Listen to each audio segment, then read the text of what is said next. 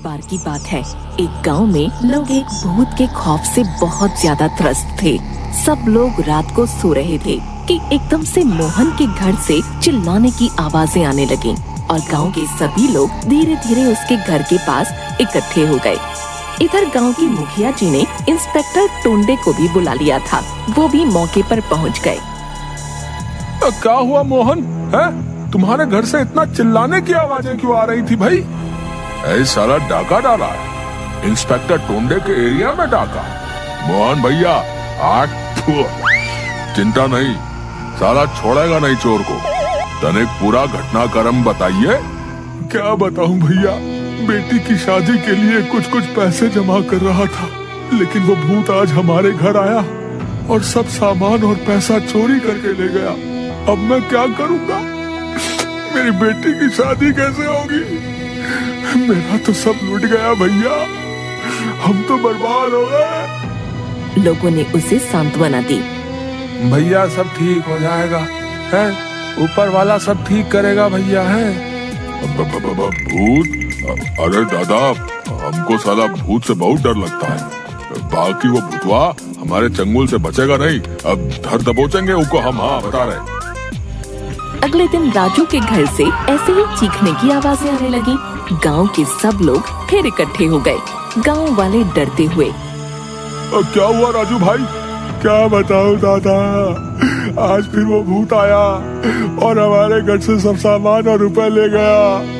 बेटे को गांव से बाहर शहर पढ़ने के लिए एक पाई जमा की थी। अब मेरा बेटा कैसे पढ़ पाएगा दादा? लोगों ने उसे भी काफी सांत्वना दी।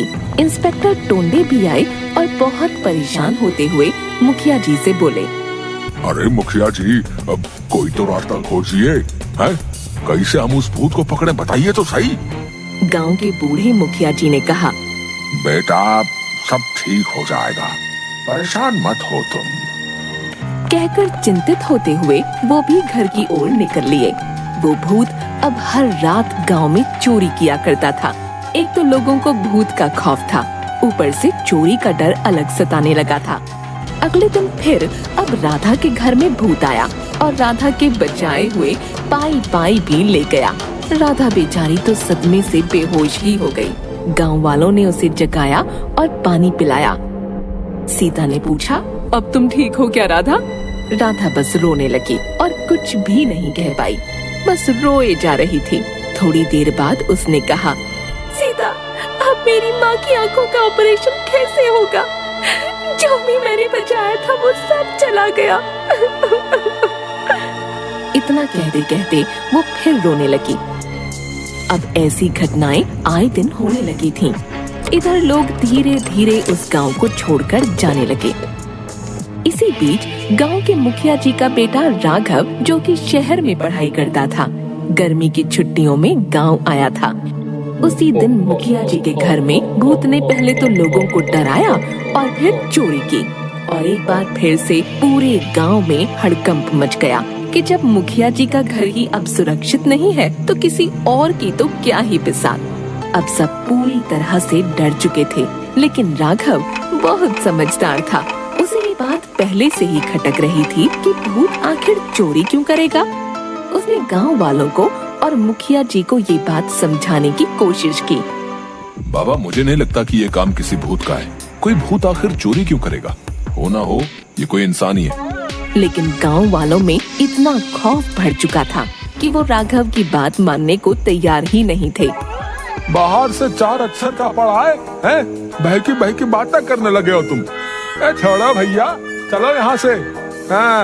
अब बस गांव छोड़ने में ही भलाई है, बता रहे हैं। हाँ, हमारा गांव अब स्थापित हो चुका है, स्थापित। हाँ ठीक है तो भैया, चलो चलो।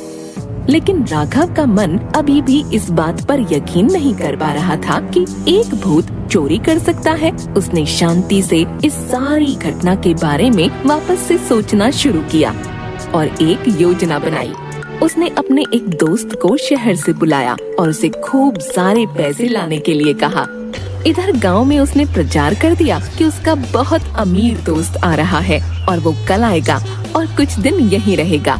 अगले दिन उसने अपने घर काम करने वाले एक लड़के को उसे लाने के लिए बस स्टॉप भेजा और ये भी कहा, देखो भोला, उसका नाम उदय है, ध्यान से उसे लेके आना, उसके पास बहुत सारे पैसे भी होंगे, कहीं कोई चोरी ना हो जाए।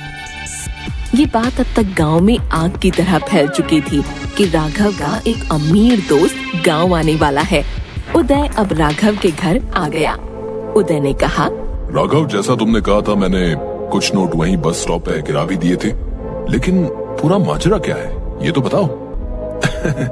सब पता चल जाएगा तुम्हें आज रात, घबराने की कोई बात नहीं है। सुनो, तुम भूत से डरते तो नहीं हो ना?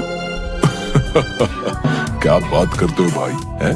भूत वूत कुछ नहीं होता, चलो मिल लेंगे भूत से भी, हाँ? और दोनों हंसने लगे। राघव को बस अब आज रात का इंतजार था। रात को राघव के प्लान के अनुसार भूत आया, लेकिन राघव ने उसे पकड़ने की सारी तैयारियां पहले से ही कर रखी थी। वो जागकर बस उसी का इंतजार कर रहा था। उधर इंस्पेक्टर टोंडे को भी अपने घर के बाहर चोर पर निगरानी रखने को कह दिया था राघव ने। तुम बिल्कुल चिंता मत करो राघव, हैं? आज वो चोर भूत बचेगा नहीं हमसे, हाँ बता रहे। इंस्पेक्टर टोंडे बाहर भूत का इंतजार करते हुए जय हनुमान ज्ञान गुण सागर, जय कपीश तुम्हीं लोक उजागर का जाप कर रहा था। जय हनुमान ज्ञान गुण सागर, जय कपीश तिहु लोक उजागर, जय हनुमान ज्ञान गुण सागर, जय कपीश तिहु लोक उजागर।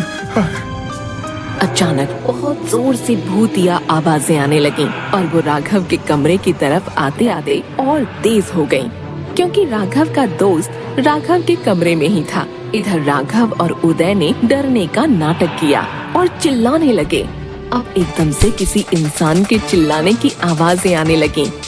अरे मर गया, अरे कोई तो बचाओ, अरे मर गया, अरे हाय मेरा पैर, अरे बचाओ रे। तभी राघव ने रूम की लाइट्स ऑन की और भूत का पैर चूहे पकड़ने वाले ट्रैप में फंस चुका था और वो जोर जोर से चिल्ला रहा था। इधर राघव और उदय हंस रहे थे। उधर पूरे गांव के लोग भूतिया आवाजें सुनकर वहां इकट्ठे हो चुके थे और सभी भूत को चिल्लाते हुए देखकर हैरान थे।